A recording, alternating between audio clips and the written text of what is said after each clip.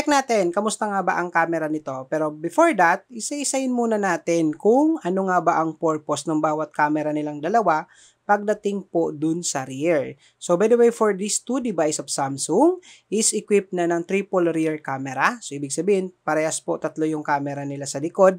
And as you can see, pagdating sa design, so kagaya na rin po nung design ng mga flagship niya, this 2025, yung pinaka housing ng camera, ayan o, napakaganda, napaka-premium. Kumbaga parang yung mga ano na, yung level na ng mga ultra flagship niya. Ayan o, tignan mo o. So hindi siya mapagkakamala na A-series actually sa unang tingin. Ayan, 'di ba? So para kang gumagamit ng S-series or even yung mga foldable device niya, especially the fold itself, parang ganyan na ganyan din yung yung pinaka-camera niya halos, 'di ba? So kaya naman guys, isa-isahin natin 'yan, alamin natin ano-ano nga ba yung mga purpose ng bawat camera na 'yan ng dalawang A-series ng Samsung. So unahin na natin syempre yung sa bandang baba. Alright? So, sa bandang baba nito, as you can see, itong part na to, ayan. So, ang maganda kay Samsung, hindi siya kagaya ng ibang brand na pinipeke. Yung pala, akala mo, naka-triple rear camera. Pero yung totoo, nakadalawang camera lang. Ito kay Samsung, both camera nila is talagang gumagana. Ibig sabihin, lahat ng nakikita nyo na yan na parang lente, literally may purpose po. So, unahin na natin itong nasa bandang baba or yung sa pinakababa. Ito po is merong 5 megapixel on both device. This is served as a macro camera. So, ibig sabihin, itong lens na to ng camera ng A36 5G and A56 5G, ang pinaka-purpose nito is for macro photography. Ibig sabihin, pang-take nyo po ito ng mga maliliit na subject or yung mga smaller subject. Ito po yung gumagana para ma-focus nyo pa rin kahit na sobrang liit na po nung tinitake nyo na photo or yung subject na tinitake ninyo, napopokus pa because of the macro camera. Para naman sa pinaka-main camera ng Galaxy A36 and A56 5G, nothing to worry kasi equipped na po ito ng 50 megapixel. So 50 megapixel guys is enough na po yon para sa isang high resolution photo. Pwede na po kayo dyan mag-print ng tarpaulin, mag-print ng poster, or yung mga gusto nyong ipa-frame na mga photos.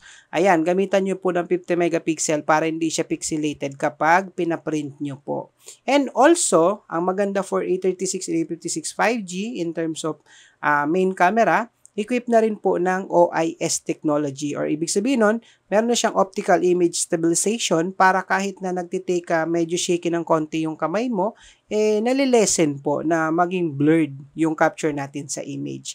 And one thing na advantage din ng main camera ng A36 and A56 5G, meron na rin po itong support in terms of video recording ng HDR. So ngayon, punta naman tayo dito sa last camera which is itong nasa pinakataas na part. Well, ang purpose naman pala nitong camera na to ng A36 and A56 5G is for taking ultra-wide shot. Ibig sabihin, pag gusto mong kumuha ng mga malawakan na photo, ito po yung gumagana, 'di ba? So, yung mga gusto mong mag-take ng mga groupie, tapos kasama even taking a groupie, pero gusto mo captured pa rin talaga yung pinaka background or yung magandang sceneries background. So, ito po yung gumagana, the ultra-wide.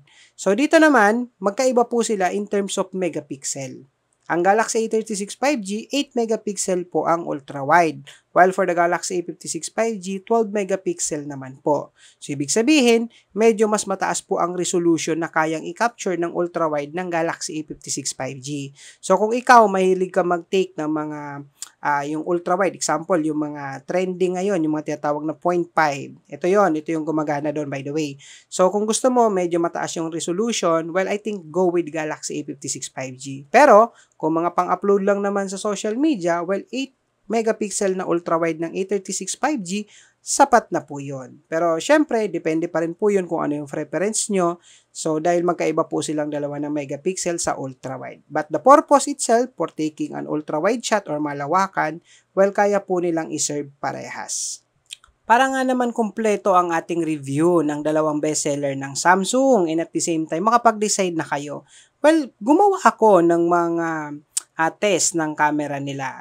So ito, dumayo pa tayo ng iba't ibang lugar para lang ma-explore and makapag-take ng mga magagandang sceneries using the Galaxy A36 5G and the Galaxy A56 5G ng Samsung. So, unahin na natin syempre yung pinaka main camera, which is the 50 megapixel. So, ito nag-capture tayo and ito yung nakuha natin na output ng 50 megapixel nilang dalawa. So, yung A36 5G, ayan po yung output niya sa bandang kaliwa and kanan naman po yung Galaxy A56 5G. So, parehas po yan 50 megapixel nung tinake natin. And as you can see, sand po yan sa beach yung kinapture ko. So, dito medyo nag-iba yung kulay ng kuha for the Galaxy A36. Kumbaga parang medyo nagmukha siyang parang brown konti. While for the Galaxy A56 5G, ito naman po, medyo parang gray type. So, kung ako yung tatanungin ninyo, ano nga ba yung mas malapit na kulay during the time na nag-take ako nitong photo na to? Well, for me, the Galaxy A56 5G. So, napanatili niya yung natural color ng high-resolution photo nung subject natin, which is yung sand sa beach. Ayun po. Pero, again, depende pa rin yan. May magkakaiba pa rin yan sa preferences natin. Pero sinasabi ko sa inyo na during the time na nag-take ako, mas malapit po yung kulay nung sand or nung subject kay Galaxy A56 5G. And using the 50 megapixel ng Galaxy A36 and A56 5G. So, doon din ulit to sa beach naman, sa Zambales ko siya kinuha na ng photo. So, ang pinaka-subject natin dito, as you can see, ito yung mga tao sa bandang dulo. So, kaya tayo gumamit ng 50 megapixel para mapakita natin kapag nag-take tayo ng photo and then we do the zoom in, alright? And then we'll try to crop and check kung kamusta yung magiging output. So, sinubukan natin yan sa both device. So, yung unang image na pinapakita ko, that's the Galaxy A36 5G. And the second one is the Galaxy A56 5G naman. So, try natin siya ngayon, i-zoom in into the maximum zoom ng ating unit and para makita natin yung result. So, as a result, ito po yun. So, kung makikita ninyo, ito yung pinaka-max na zoom ng 50 megapixel. So, by the way, yan din talaga ang isang purpose din. Kapag gusto mong mag-crop ng mga photo, well, I think you need the high resolution talaga na camera.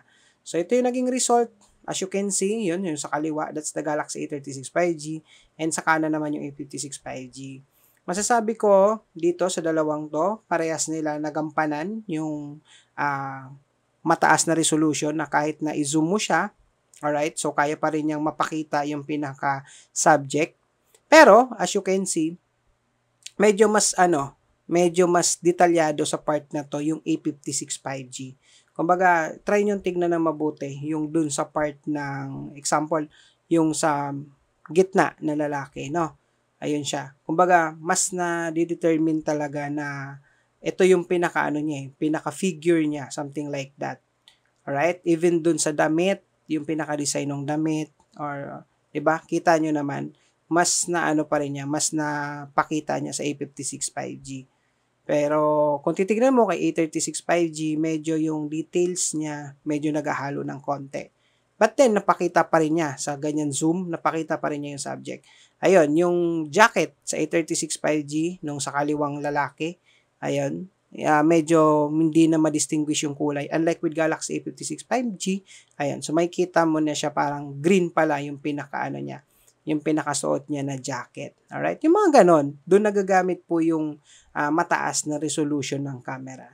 So, ayun po yung isa sa mga purpose. But then, as you can see, ayan po yung result nung A36 and A56 in terms of high resolution photo. And then, we do the crop. Alright? And isa pa rin pala sa idadagdag ko dito, yung sand again. Ayun. So, mas malapit po yung kulay ng A56 5G no nag-take ako compared with A36 5G na parang nagbago yung kulay nung sand. Alright, yun lang naman for this photo. Ito naman guys yung kuha ko using main camera again but in normal mode naman. Ibig sabihin hindi naka-activate yung 50 megapixel. Just the regular camera of A36 and A56 5G. So, as you can see, mas vibrant yung color ng A56 5G compared with A36. Ibig sabihin, yung kuha ng pinaka-sunset, alright, so mas nagmamax yung kulay niya. Kumbaga, mas kitang-kita yung kulay ng sunset compared with A36 5G na medyo nagbi-blend dun sa cloud. Other than that, almost the same naman na yung naging output nung kuha nilang dalawa. So, yun lang naman yung napansin ko sa image na to. But then, kung hindi ka naman sobrang arte pagdating sa photo, well, I think kung pang-upload mo lang naman sa social media, A36 is okay na. Pero kung medyo may arte ka lang konti sa camera, well, I think A56 5G ang pipiliin mo sa dalawang to. Ito naman yung test natin for A36 and A56 5G in terms of low light condition. So, kung makikita ninyo, no, kitang-kita naman actually dito sa dalawang image na to na yung Galaxy A56 5G, mas napakita niya yung buong subject na malinaw. Alright? So, mas nakita yung nasa unahan, ayun, na yung mga bahay nakikita, even yung wire nung kuryente, kita rin, di ba? Even yung, like for example, the branch ng tree, ayan, nakita din. Unlike with Galaxy A36 5G, parang ang nakikitang subject na lang natin talaga dito, yung pinaka-signages nitong Sagada. Ayan siya. So, masasabi ko, mas okay sa part na to ang A56 5G. Next, ito naman, low light pa rin to, pero may mga support na siya ng iilang ilaw, no? So, as you can see, ayan, parehas silang dalawa maganda. So, sa part na to, wala akong masabi. So, maganda parehas yung kuha nila. Pero, in terms of talagang linaw ang hahanapin mo, yung A56 5G, medyo may dagdag talaga siya na liwanag pagdating sa photo na to. And ito naman yung isa pa, alright, ganun din, normal mode yan, low light din yung part na yan. So, mas, pa rin naman, mas napakita pa rin naman nilang dalawa yung liwanag nung subject, alright. Pero dito, kung makikita nyo, A36, mas vibrant yung na-produce niya na image. Unlike with A56 5G, ito naman yung na-produce niya. So, I think mas, siya, kumbaga mas natural yung color. Alright? So, yun din yung napansin ko actually nung nag-take ako ng photo sa kanilang dalawa. Pero, ayun, kung hindi ka naman talaga sobrang dilim kung magti-take ng mga photo, well, A36 okay na. Pero, kung talagang madalas kang mag-take ng photo, tapos low light, well, A56 I think ang mas dapat mong piliin. Okay? Pero, depende. Depende kasi yan kung saan natin gagamitin yung camera. Ngayon naman, check din natin yung ultra-wide mode nilang dalawa. So, as you can see, alright, ito yung pinaka-subject natin for the ultra-wide ng A36 and A56. So, ang na-notice ko dito, based nung nag-take ako ng image, ayun, mas maliwanag si A56 5G ng bahagya compared with A36. Kung tatanungin nyo naman ako, ano yung mas malapit in terms of natural color? So, for me, mas malapit si A56 5G. Ayun, yung napapansin kong laging na-improve talaga kay A36 is yung sand. Bukod pa doon, isa rin sa mga napansin ko, yung wider shot ng A56. Though, pareha silang dalawa ultra-wide, pero kung mapapansin ninyo, mas malawak yung sakop ng A56 5G. Tingnan nyo maigi, like for example, yung Dragon Boat, kumbaga parang mas lumiit siyang tignan compared with Galaxy A36 5G. Alright? So, for me, though ultra-wide parehas yan, pero di ko alam, parang mas malawak kasi yung nagiging sakop pag nag-take na ako ng photo kay Galaxy A56 5G. Ito naman yung next subject natin for the ultra-wide mode ng dalawang camera. So, parehas naman maganda yung kuha nila actually, pero napansin ko lang dito, siguro yung yung kulay ng yung kulay ng mga dahon. Kumbaga mas madidistinguish mo siya with Galaxy A56 5G, especially nasa bandang taas na part. So unlike dito kay Galaxy A36 5G, kumbaga parang mas nag-darken siya. Okay? So yun lang naman basically yung napansin ko. Pero again, kung hindi ka naman sobrang arte in terms of taking a photo, especially for the ultra wide, well, A36 okay na, pero syempre kung gusto mo ng mas detalyado, I think go with Galaxy A56 5G. Ngayon naman punta tayo dito sa macro mode camera wherein ang mga ginawa naman nating subject dito yung mga maliliit na bagay wherein talagang kailangan mo ng macro camera para ma-focus mo sila. So ito yung first image natin, as you can see. Mas light yung kulay ng A56 5G. Actually, ang isa sa mga napansin ko in terms of macro nitong dalawang device, yung macro nila, masasabi ko, mas maganda ang A56. Kumbaga, mas realistic yung kulay, mas maganda yung contrast. Kumbaga, medyo nakukulangan ako pagdating sa kulay ng A36 5G sa macro mode. Kumbaga, medyo matamlay yung kulay ng macro niya compared with Galaxy A56 5G. Ngayon naman, check natin yung portrait mode. So, ito, nag-take tayo ng photo. Both device is naka-portrait mode. So, 1x lang po yung zoom in natin dito. For the Galaxy A36 kasi, wala namang ibang option, 1x lang. For A56 kasi po, bukod sa 1x, may 2x pa po yan. Pero sa 1x, masasabi ko, mas maganda, mas vibrant yung kulay ni Galaxy A36 5G.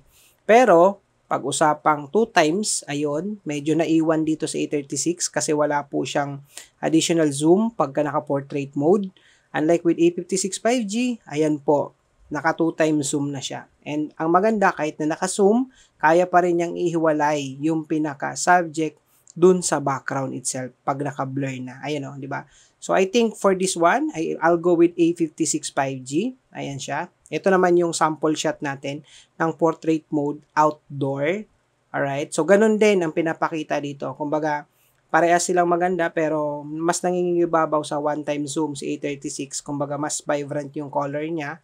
Pero again, kapag usapan ng 2x zoom na, naiiwan talaga si A36 kasi nga po, again, walang additional zoom sa portrait mode. Alright? So, kung hindi mo kailangan ng zoom sa portrait mode, go with A36. Pero kung kailangan mo ng additional zoom, I think I'll go with A56 5G. Pagdating naman sa portrait mode and then low light yung condition ng area, ito yung naging result ng test natin. Kung mapapansin ninyo, medyo mas darken yung A36 kapag naka-portrait mode in terms of low light, unlike with A56 5G. Kumbaga mas mas bright yung image na kaya niyang i-produce. Pero hindi naman sobra-sobra yung pagka-dark kung makikita ninyo sa image ng A36. Kaya kung hindi ka naman sobrang arte, well, I think okay na sa A36. Pero syempre, iba pa rin kasi ang image or ang photo kapag literally maliwanag or yung brightness talagang kuhang-kuha yung location. So, I think, depende pa rin naman kasi talaga yan sa preferences natin, no? And syempre, ito naman yung sample video recording natin ng Galaxy A36 and A56 5G. So, this is outdoor and as you can see, for me naman, kung talagang medyo maganda naman yung yung location, especially yung liwanag, kaya nang mag-record na maganda on both device naman. So by the way, capable yung A36 and A56 ng 60 frame per second naman in terms of video recording sa rear. For the zoom, ayan yung result. Alright, so max zoom nilang dalawa yan. Ayun yung naging kuha natin. And in terms of low light naman, ito naman po yung natin naging result. Hindi ko sure kung bakit medyo parang nagwi-wave yung A56, pero ayan yung naging result ng test natin, kaya pinakita ko sa inyo. So, kapag moving naman, yung video recording, ito yung sample natin dyan. Okay din naman sila pang record. Kung example, gagamitin mo for vlogging, yung mga ganon, okay na yung A56 and A36 in terms of video recording. Para sa mga mahilig naman mag-take ng selfie, good news, both camera of A56 and A36, for me, pasado sila parehas. Ayan siya, ito yung naging result ng front camera. So, outdoor yan. Kung mapapansin lang ninyo ng konti, medyo mas, mas darken ng konti yung pagkaka-contrast ng A36. While for the Galaxy A56 5G, medyo mas light siya. Kung ako tatanungin ninyo, ano yung mas malapit nung nag-take ako ng photo? Well, A56. Pero, ayun yung naging result Ayan siya. So, ito naman, outdoor pa rin to, pero medyo mas medyo mas darken ng konti ang A36, kumbaga mas enhance yung contrast niya compared with A56 5G na medyo mas light siya. So, ganun pa rin, masasabi ko, mas malapit yung totoong kulay nung nag-take ako ng photo kay A56 5G. Using portrait mode naman, outdoor, ito siya yung nagbablurred yung background. Well, I think parehas naman nilang nagawa yung kailangan i-separate yung subject dun sa background. Alright, so wala akong masabi. Okay din yung portrait ng A36 and the A56 5G. Okay, and syempre, ito naman yung low light na portrait mode in terms of front camera selfie. Ayun, medyo mas maliwanag ang kuha ni A56 over A36 5G. So, hindi naman sobrang dilim ng A36, kumbaga yung contrast niya medyo mas mababa or mas darken lang yung nakuha niya ng konti over A56 5G. And ito naman yung front camera video recording, outdoor siya. Dito, ako papipiliin talaga, mas okay sa akin sa A56. Mas nagustuhan ko talaga siya during the time na nagre-record ako ng front camera, A56 ako. Ito naman talaga yung naging result, kita nyo na rin naman. Pero for me, A56 sa front camera in terms of video recording. Alright? Yun lang naman kasi talagang literally gusto ko mamili sa part na yan. Ito naman yung indoor naman na front camera video recording. So, masasabi ko na goods din naman si A36 even in indoor. Ito naman yung low light. So, sa low light, I'll go with A56 5G. Kasi for me, mas kumbaga mas smooth yung front camera video recording niya. Bukod sa smooth, mas kaya niyang ipakita yung subject, even yung background na subject, napapakita niya ng mas detalyado. And syempre yung contrast ng ng front camera niya in terms of low light sa video recording, mas enhance kay A56 5G. Unlike with A36, ayun, medyo naiiwan ng konti yung yung contrast niya. Yun lang naman. Pero in terms of video recording, alright, parehas din naman sila pasado kung sakaling hindi ka naman sobrang arte in terms of video recording sa front camera or taking a selfie. And syempre, if ever na mahilig ka mag-take ng mga food mode nilang dalawa, pasado parehas. Wala akong masabi, parehas po kaya mag-take ng maganda in terms of food mode or yung mga kukuha na ninyo pagkain. Parehas yung A36 and A56 5G, pasado po.